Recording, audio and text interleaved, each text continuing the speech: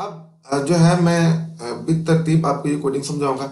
तो सबसे पहले कुछ लाइब्रेरीज हमने इंपोर्ट की हैं, ठीक है। पांडास और नमपाई ये मैथ की लाइब्रेरीज हैं। मैंने डेटा माइनिंग में बड़ी डिटेल से आपको समझा दी हुई है कि हम मैथ के फंक्शन इस्तेमाल करेंगे।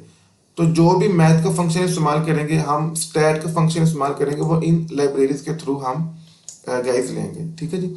इसके बाद एक एसके लर्न है जो लीनियर मॉडल, क्योंकि जो रिग्रेशन है ना हमारे पास, ये लीनियर मॉडल है। Linear model mean linear equation mathematics की कोई भी स्ट्रेट लाइन, ये सिंपल मैं आपको बता देता हूँ, कोई भी स्ट्रेट लाइन वो लीनियर लाइन होती है, ठीक है।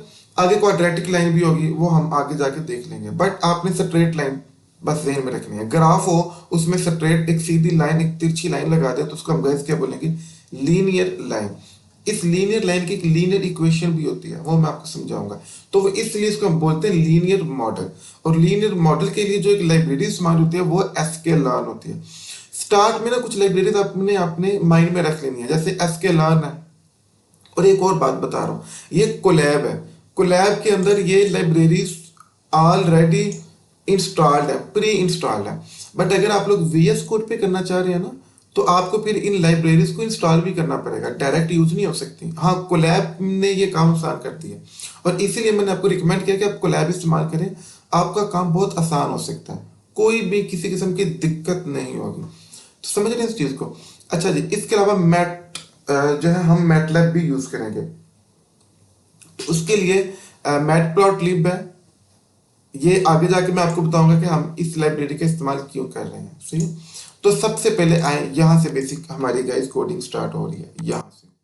तो आपको पता है मैं डेटा सेट को रीड कर रहा हूँ, अभी मैंने आपको डेटा सेट दिखाया home.csv वाला। तो उस डेटा सेट को हमने गाइस क्या कर लिया, रीड किया और मैंने वो डेटा सेट प्रिंट कर दिया, प्रिंट df। तो इसकी आउटपुट ये देखें, ये मुझे आउटपुट नजर आ गई, ये जिसको मैंने बिलो किया, लास्ट वीडियो में मैं आपको बता भी चुका हूँ। अब मैंने क्या करना है कि इस डेटा को मैंने प्लॉट करना है ग्राफ की फॉर्म में। तो ये जो लाइन ऑफ कोड है ना, फोर्थ लाइन, ये है। अच्छा, मैट प्लॉट लाइब्रेरी क्यों इस्तेमाल की, उसका ये पर्पस था कि हम लोगों ने जब ग्राफ बनाने हो ना, तो हम इस लाइब्रेरी का इस्तेमाल करते हैं। ये शुरू में ही आपने कुछ फंडे ज़हन में रख लेनी है।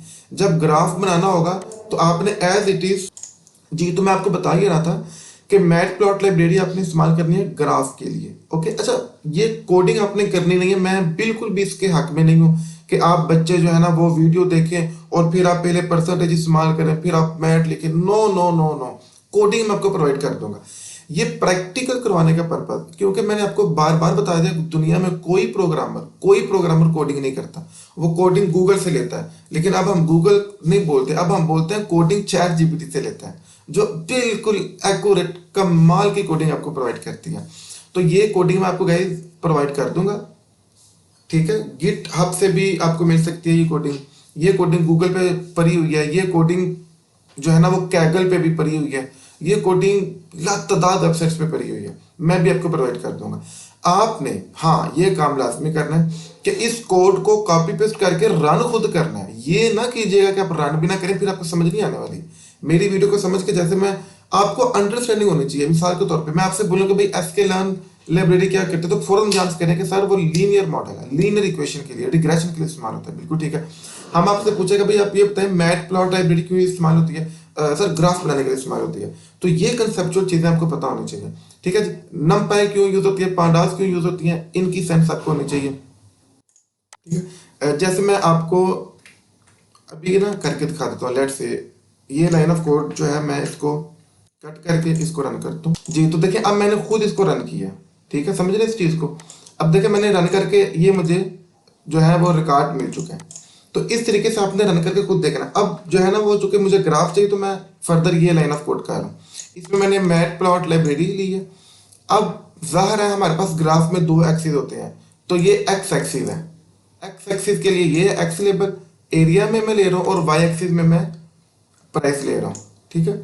इसके बाद हमने स्कैटर प्लॉट यानी कि डॉट्स के लिए बना दिया, एक्स एक्सिस वाई एक्सिस, और मैंने कलर यूज किया रेड का और मैंने सैंपल यूज किया प्लस का। अब एस्टेरिक यूज कर सकते हैं, कलर भी कोई भी इस्तेमाल कर सकते हैं। तो अब जरा मैं इसको अगर एग्जीक्यूट करता हूँ तो ये लाइन ऑफ कोड मजीद नई चीज ऐड करेगा, जिसको हम क्या बोलेंगे, ये ग्राफ, ठीक है। एक्स एक्सिस पे मैंने बताया था कि हमने देखें एरिया लिया, ये एक्स एक्सिस के लिए, तो ये एक्स एक्सिस में आपको एरिया नजर आ रहा है। वाई एक्सिस में मैंने प्राइस लिया, तो अब देख रहे हैं वाई एक्सिस में आपको प्राइस मिल चुकी है, ठीक है। इसके बाद एक्स एक्सिस, वाई एक्सिस, ये जो डी एफ है ना, ये बेसिकली मेरा डाटा है, तो वो डाटा में से डी एफ डॉट प्राइस, ज़ाहिर है मेरे डाटा में दो ही कॉलम है, मेरे पास एक प्राइस है, यहाँ एरिया, तो इसलिए मैंने ऑब्जेक्ट सॉर्ट कॉल किया। कलर रेड है, रेड आपको कलर नजर आ रहा है जो मैंने डॉट्स लगे हुए हैं, ठीक है। और मार्कर आपने प्लस, कोई भी आप इस्तेमाल कर सकते हैं अपनी मर्जी का। तो ये just line of code, basically 3 line of code है ये गाइस, किस लिए इस्तेमाल होता है? ग्राफ बनाने के लिए, ग्राफ ड्रॉ करने के लिए। तो होपफुली अगर लेट से मैं आपको वैसे भी ये डाटा सेट दिखाऊं ना, ये डाटा सेट है, अगर आपको डाउट है मैं थोड़ा सा समझा, जैसे हम होता है ना, ऐसे ग्राफ लेते हैं और हम कहते हैं जी ये एरिया मेरा और ये मेरी प्राइस है। यहाँ पे हम लोग जो है ना वो एरिया ले लेते हैं जी 2000, 3000, 4000, यहाँ पे हम प्राइस ले लेते हैं। फिर हम देखेंगे कि भाई एरिया 26 वालेट से ये है और प्राइस है, मिसाल दे रहा हूँ, तो यहाँ करके आएगा जी 55, तो अब यहाँ पे एक डॉट लगा लेते हैं, ऐसी है ना। फिर अब देख लेते हैं जी ये फर्स्ट रो हो चुका है, सेकंड रो जी 28 है, तो आई थिंक 28 यहाँ तक करके आएगा, तो आप इसके ऊपर जाएंगे और प्राइस देखेंगे जी 56, आप यहाँ पे जाके डॉट लगा देंगे। तो ये सिंपल बेसिक मैथ है, आपको ग्राफ ड्रा करना आता है कि अगर आपको एक डिपेंडेंट वेरिएबल, एक इंडिपेंडेंट वेरिएबल, प्राइस जो है वो डिपेंडेंट है, एरिया इंडिपेंडेंट है, आपको दो वेरिएबल मिले तो आप ग्राफ बना सकते हैं। ये मैं उम्मीद करूँ कि ग्राफ बना सकते हैं आप लोग। तो वही मेथड हमने यहाँ पे गाइस इस्तेमाल किया, जस्ट मैंने ग्राफ ड्रा किया, और वो जो ग्राफ आप कॉपी पेंसिल पे बनाया करते थे, तो अब हमने कंप्यूटर ग्राफ ड्रा कर लिया। होपफुली यहाँ तक आप समझ चुके होंगे।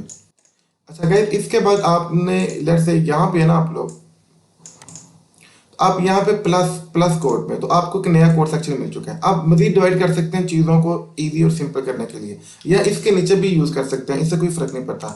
नेक्स्ट कोड यहाँ पे भी कर सकते हैं और एक नए सेक्शन पे भी कर सकते हैं आप लोग, ठीक है, तो आपकी मर्जी है। तो एक नया सेक्शन है मेरे पास, यहाँ पे ना मैंने कुछ देखें, ये कमेंट है, ये नहीं रन होगा, इसको बोल जाए आप लोग, ये 2 लाइन ऑफ कोड है। इसका क्या पर्पज है? देखिए हमारे पास ना डाटा में इस वक्त जो मेरे पास एग्जांपल है, एक ही डिपेंडेंट वेरिएबल है और एक ही इंडिपेंडेंट है।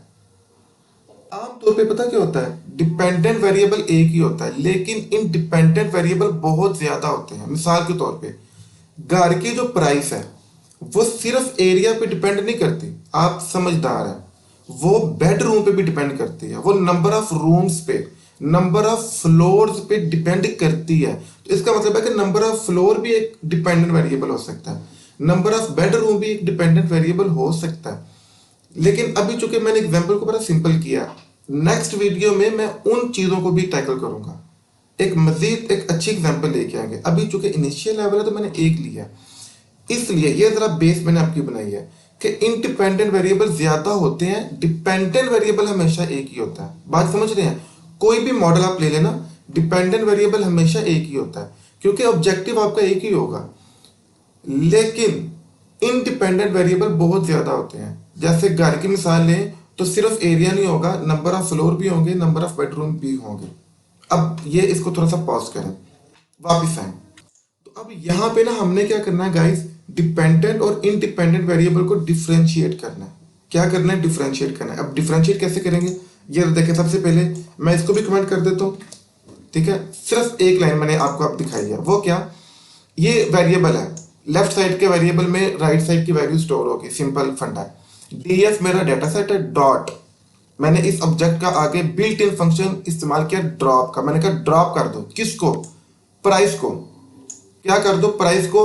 एक्सिस इक्वल टू कॉलम, यानी कि इसका मतलब है कि जो मेरे पास डाटा सेट यानी कि डीएफ डाटा सेट में जितने कॉलम है उनमें से सिर्फ प्राइस को ड्रॉप कर दो। अगर लेट से इस वक्त देखा जाए ना तो मेरे पास प्राइस ड्रॉप हो जाएगी, तो फिर एक ही रह जाएगा एरिया।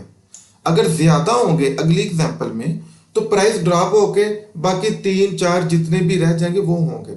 यानी कि इस एग्जांपल में प्राइस ड्रॉप हो गई तो पीछे रिमेनिंग क्या बच गया? एरिया। यानी कि मैंने, अब दोबारा सुने मेरी बात को, प्राइस कौन सा वेरिएबल था? खुद सोचे, डिपेंडेंट। तो मैंने डिपेंडेंट वेरिएबल को ड्रॉप करके इंडिपेंडेंट वेरिएबल कलेक्ट कर ली इस वेरिएबल पे। समझ रहे इस चीज को? मैंने क्या किया, मैंने कहा कि सारे के सारे जो इंडिपेंडेंट वेरिएबल है ना, हाँ इस वक्त जो एग्जांपल में इंडिपेंडेंट वेरिएबल एक ही था, एरिया का। तो इस मेन का अब यहाँ पे इस वेरिएबल पर गाइस क्या स्टोर होगा, एरिया। तो वो एरिया प्रिंट होगा। प्राइस ड्रॉप होगी, मैंने क्या बोला, मेरे डेटा सेट में से प्राइस को क्या कर दो, ड्रॉप कर दो, और बाकी जो इंडिपेंडेंट वेरिएबल रह जाएंगे वो इस वेरिएबल को दे दो।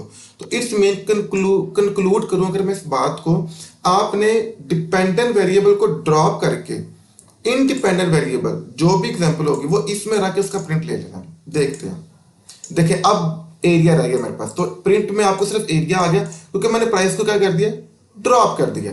तो एक हो गई इंडिपेंडेंट वेरिएबल का एक मैंने वेरिएबल बना।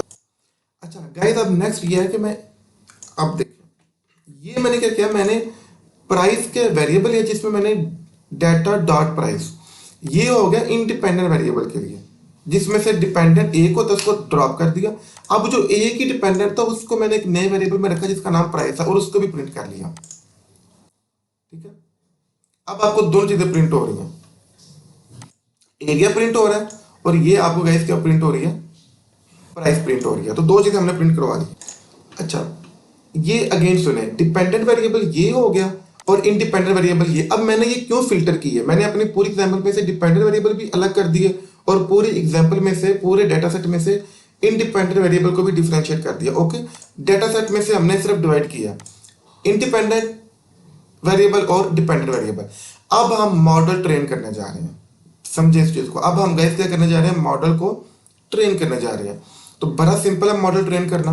मैं ये लाइन ऑफ कोड यहां से उठाता हूं, एक नया सेक्शन ले लेते हैं, ठीक है जी, क्योंकि हम डिवाइड करके चलेंगे तो ज्यादा अच्छा। ये नीचे आपने इग्नोर करना, बस जो जो ऊपर से मैं करवा रहा हूँ बस वो अपने ध्यान में रखना है, जो ऊपर के मैंने स्टेप्स करवाए हैं।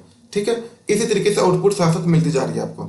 अब मैंने ये लाइन ऑफ कोड यहाँ पे रखा, इसको गाइस मैं करता हूँ अनकमेंट। ठीक है, ये है वो model regression variable, linear model dot linear regression, क्योंकि अभी जो हम मॉडल कर रहे हैं वो लीनियर रिग्रेशन है। तो ये एज इट इज आपने ऑब्जेक्ट क्रिएट कर लेना किसका, लीनियर रिग्रेशन का। जो किसका है फंक्शन, किस चीज का, लीनियर रिग्रेशन, ये लीनियर मॉडल का फंक्शन है। लीनियर मॉडल का बिल्ट इन फंक्शन है जी लीनियर रिग्रेशन। तो इसलिए ऑब्जेक्ट को आपने इनिशियलाइज कर दिया। सिर्फ ये देखिएगा एक सेकेंड, ये लाइन है जो आपके मॉडल को ट्रेन करती है। मैंने रिग्रेशन डॉट फिट दो वेरिएबल न्यू डीएफ, ये न्यू डीएफ क्या चीज है मैं आपको दिखाता हूँ। ये देखिए न्यू डीएफ, जिसमें हमारे कौन से वेरिएबल थे बताएं जरा, इंडिपेंडेंट। ठीक है, कौन से वेरिएबल थे, इंडिपेंडेंट। तो ये इंडिपेंडेंट वेरिएबल रखा डॉट प्राइस, प्राइस कौन सा था, डिपेंडेंट वेरिएबल। तो मैंने यहाँ पे क्या रख दिया, डिपेंडेंट वेरिएबल। बस ये चीज मैं रन करूंगा तो मॉडल ट्रेन हो जाएगा, इतना आसान है। और अब आप कहेंगे हमें कैसे यकीन है कि मॉडल ट्रेन हो चुका है। अभी मैं आपको प्रोसेस भी समझाऊंगा, क्योंकि ये पाइथन लाइब्रेरी की खूबसूरती है कि हर चीज ऑटोमेटिक हो रही है। अब देखिए मॉडल ट्रेन हो चुका है, इतना बड़ा काम हो चुका है दो लाइन ऑफ कोड में। आप इमेजिन कर सकते हैं कि मशीन लर्निंग किस कदर आसान है। जी हाँ, तो मॉडल ट्रेन हो चुका है आपका। अब आपको यकीन कैसे आएगा कि मॉडल ट्रेन हुआ कि नहीं हुआ, अभी यकीन दिलवा देते हैं। आप अपनी एग्जाम्पल देखें, एग्जाम्पल में एरिया 2600, 2800, 3200, 3600 और 4000। इसमें कोई ऐसा एरिया जो नहीं है। अब मैं वो एरिया दे के प्राइस को प्रेडिक्ट करूंगा, तो इट्स मीन के मॉडल भाई प्रेडिक्शन करने लग गया है। ठीक है, तो अभी चेक कर लेते हैं।